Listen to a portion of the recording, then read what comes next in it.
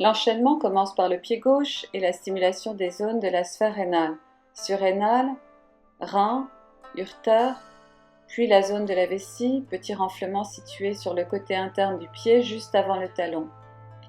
Pour bien identifier la zone des surrénales, on crispe les orteils et on vient placer le trou qui se forme naturellement sur le point de la virgule, en prenant soin de bien positionner le pied de manière parallèle à la planche, afin que le reste des zones viennent se placer naturellement.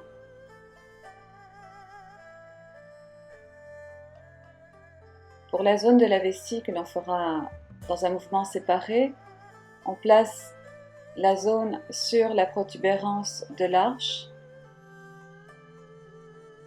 en effectuant une rotation du pied vers l'interne de manière à bien atteindre la zone. On pourra sans problème faire les deux pieds à la fois pour la zone de la vessie.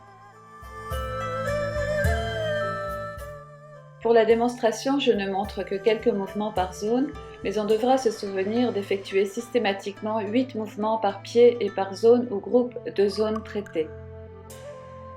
L'enchaînement se poursuit avec plusieurs zones que l'on va traiter successivement et un pied à la fois. Le dessous du gros orteil comporte la zone du cerveau ainsi que la zone de l'hypophyse,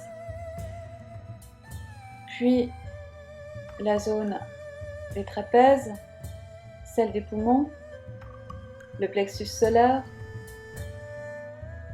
et les zones intestinales, intestin grêle et côlon. On va tout d'abord placer le gros orteil sur le picot central pour stimuler toutes les zones du cerveau. Et ensuite, pour l'hypophyse, et pour bien l'identifier, on va tracer un trait vertical et un trait horizontal afin de diviser le gros orteil en 4 cadrans, la zone de l'hypophyse se trouvant située dans le cadran inférieur interne, mais très proche du point central. Elle a la taille d'un petit pois. Ensuite, on traite la zone des trapèzes, partie charnue située sous les 4 orteils, et on descend ensuite d'1 centimètre environ pour atteindre la zone des poumons. Puis on descend encore un peu et on place le centre du pied sur les picots pour atteindre la zone du plexus solaire. Et enfin, on descend sur la partie inférieure juste avant le talon, jusqu'à buter sur les talons pour traiter les zones intestinales, côlon, intestin grêle. On recommence ensuite la même chose avec le pied droit, donc les zones du cerveau, puis celle de l'hypophyse délimitée par le cadran. On va traiter ensuite les zones du trapèze, puis celle du poumon. On glisse encore pour le plexus solaire et enfin on vient buter contre le talon pour traiter les zones intestinales.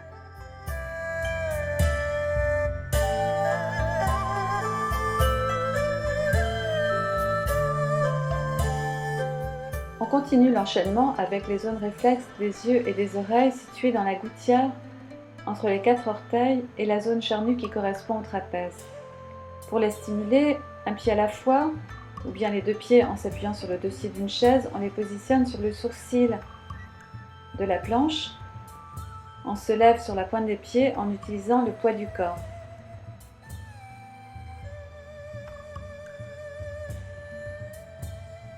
Puis on enchaîne avec la zone du cou, située à la base du gros orteil, mais là de préférence un pied à la fois car l'endroit est plus sensible et plus douloureux. On enchaîne ensuite avec les zones des vertèbres cervicales, situées sur le côté du gros orteil, dans le creux avant la protubérance du premier métatarse. On prendra soin de frotter la zone de haut en bas sur le point du sourcil en tenant la planche avec l'autre pied.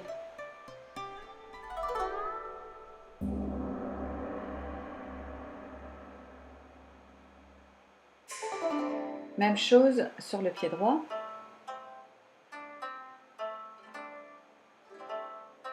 Puis on descend plus bas sur le côté du premier métatarsien. Sur cette protubérance, on va trouver un léger creux d'environ un demi-centimètre de diamètre. Il s'agit de la zone des parathyroïdes que l'on va positionner sur le point du sourcil et qui doit être frottée également 8 fois sur le pied gauche puis sur le pied droit.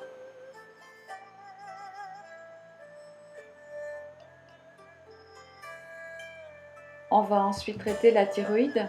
La zone correspondante est sur le muscle qui entoure le premier os cunéiforme. C'est une zone musculaire difficile à atteindre manuellement. Pour la stimuler, il faut placer le point de la virgule entre le gros orteil et le deuxième orteil.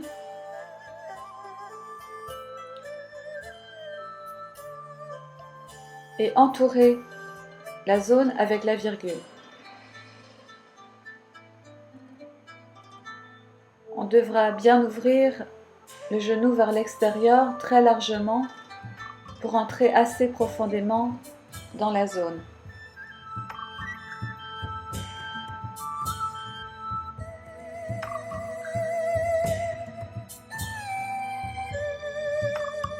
Après la thyroïde, on va travailler les zones groupées de l'estomac, duodénum et pancréas en positionnant l'arche du pied sur la partie appelée arche de la planche.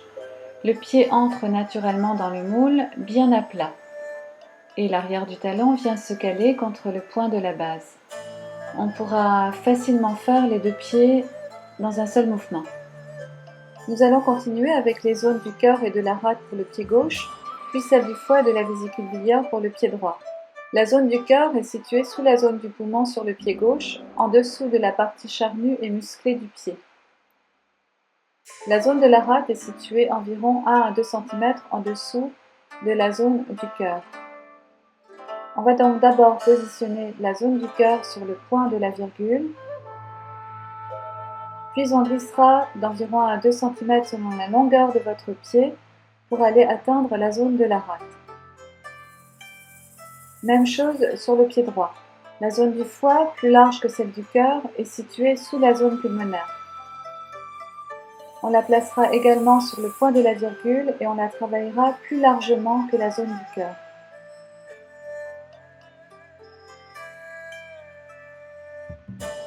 Puis, pour identifier la zone de la vésicule biliaire, on va descendre légèrement vers le bas et à l'interne. La zone de la vésicule biliaire est beaucoup plus petite que la zone du foie.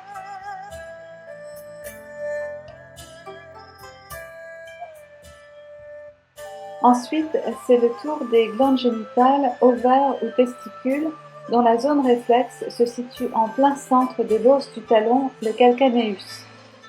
Un pied à la fois, en contrôlant le poids du corps pour ne pas se blesser, car nous sommes sur un os.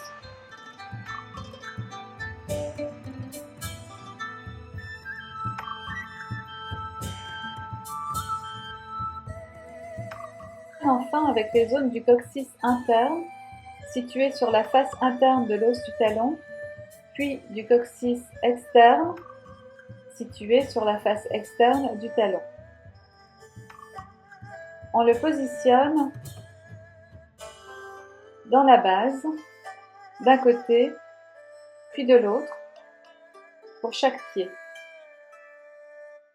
en rappant sur la base de la planche. On peut tenir la planche avec l'autre pied. Donc un pied à la fois, d'un côté, puis de l'autre. Je vous montre également le point d'urgence des lombaires, très utile en cas de lombalgie ou de lumbago. Pour identifier cette zone ou point d'urgence, on situe la bordure osseuse qui constitue toute la zone de la colonne vertébrale et on trace une ligne verticale à partir du point le plus élevé du coup-de-pied et on descend juste en dessous du petit os situé sur la bordure osseuse.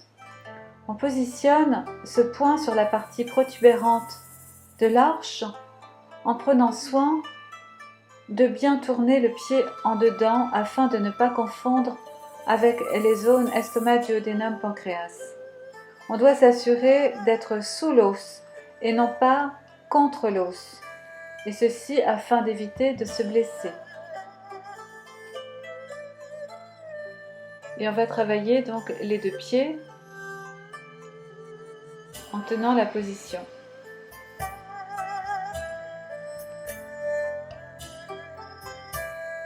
On tient le pied et la pression sur la zone en appuyant volontairement pendant environ 10 secondes.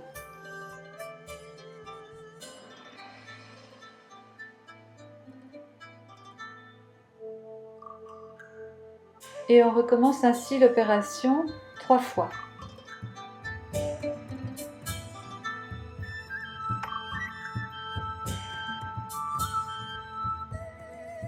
Et l'enchaînement ne sera pas complet si on ne termine pas par les zones rénales. Donc encore une fois, surrénal, rein, ureter et vessie.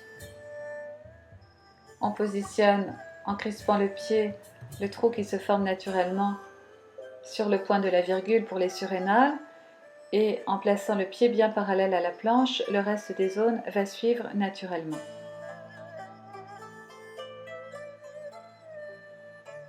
Et on termine enfin cet enchaînement par la vessie en positionnant la zone sur la protubérance de l'arche. On peut faire les 2 pieds en même temps. Et la séance est ainsi complétée.